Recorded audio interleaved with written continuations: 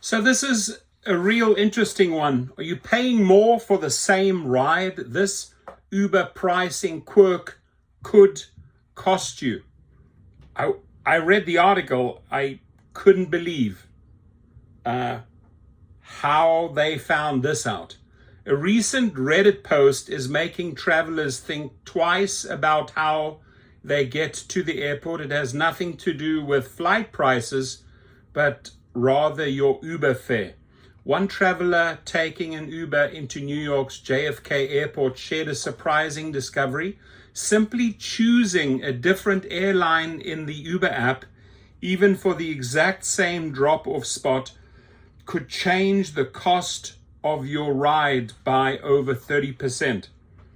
If that is true, there will be a massive class action, because all of those other people would have said, hang on 1 second, you're dropping me off at the same spot just because I chose that airline. Why was it 30% more?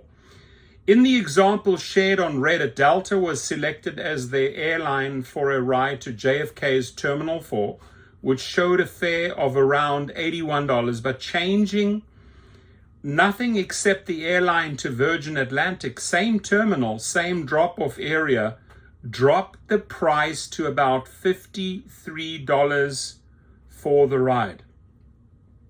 Same trip, same terminal, same car. Nearly $30 in extra charges just for selecting a different airline in the Uber app. And while this first came to light at JFK, it's not an isolated case. What's going on here?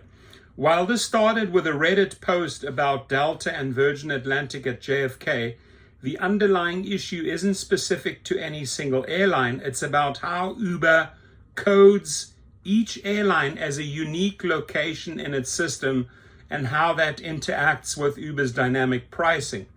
In theory, this could happen with any airline at any airport where multiple carriers share a terminal. Whether it does depends on how Uber has mapped those drop-off zones and how demand is measured at the moment you book. While Uber's official help documentation doesn't explicitly state that selecting your specific airline influences ride pricing, it does emphasize the importance of identifying your airline for accurate drop-off and pick-up locations. As noted in the company's airport trip guidance, Uber advises drivers that a rider's airline helps them locate the right departure area. However, this guidance doesn't address pricing directly. It's more about navigation and logistics. Our testing suggests that Uber treats each airline as a distinct location in its system, even when they share the same terminal curb. That means differences in demand, driver supply, or surge conditions at those coded locations may influence fare prices, and our first-hand experiments and the Reddit example suggest it's real but sometimes subtle difference. Our own testing. So we couldn't resist digging deeper at JFK Terminal 4, the same spot from the viral Reddit post. We confirmed the fare difference between Delta and Virgin Atlantic for identical rides. While the exact gap will vary by time of day, traffic, and demand, we saw similar discrepancies of $15 to $25. From there, we tested the theory at other airports. At our home airport in Minneapolis, St. Paul, MSP, the fare differences were smaller, but still present. Selecting Delta versus American Airlines for the same drop-off spot, Terminal 1, showed a difference of a few dollars on multiple tests.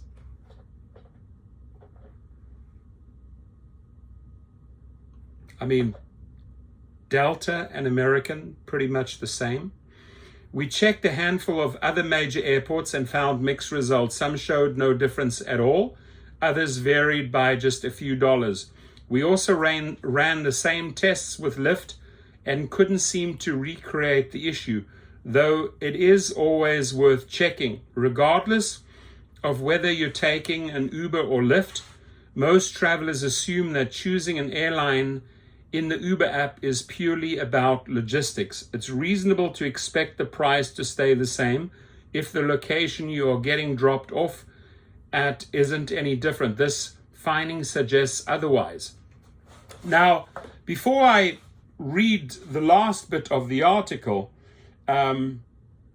maybe you as the rider, right, and I'm talking Los Angeles because I know that airport inside out, Terminal 1 is Southwest.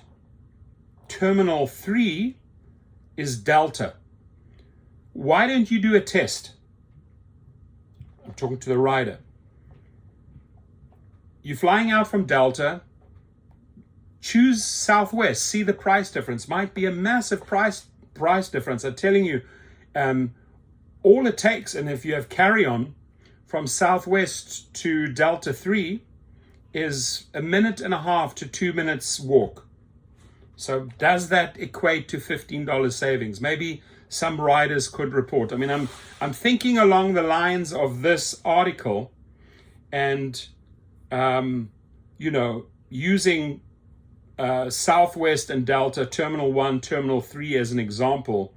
Truly the walking difference is 1 minute to 2 minutes, nothing more. But the question I would like to know, are there $20 savings? That could be interesting. So how to protect yourself? The good news, once you know it's a thing, this is an easy one to avoid. Always check at least 2 airline options. There we go. I just mentioned that. In the Uber app before confirming your ride. Pick an airline that uses the same terminal as your flight departs from. Don't choose one from a totally different terminal. I actually just gave you an example of choosing one from a totally different terminal if you were prepared to walk 1.5 to 2 minutes, right?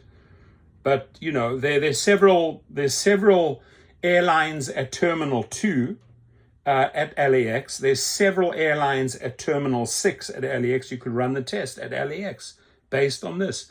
Pick an airline that uses the same terminal as your flight departs from. Don't choose one from a totally different terminal unless you're willing to navigate to the right terminal on your own. Compare with Lyft. Even if you usually default to Uber, in our testing, Lyft's prices stayed consistent regardless of airline selection. Isn't that interesting? So Lyft's one stayed consistent. Uber showed massive variations. Don't assume the difference will be small. At New York JFK, the gap was $20 for the same ride. That's enough to cover coffee for 2 before your flight.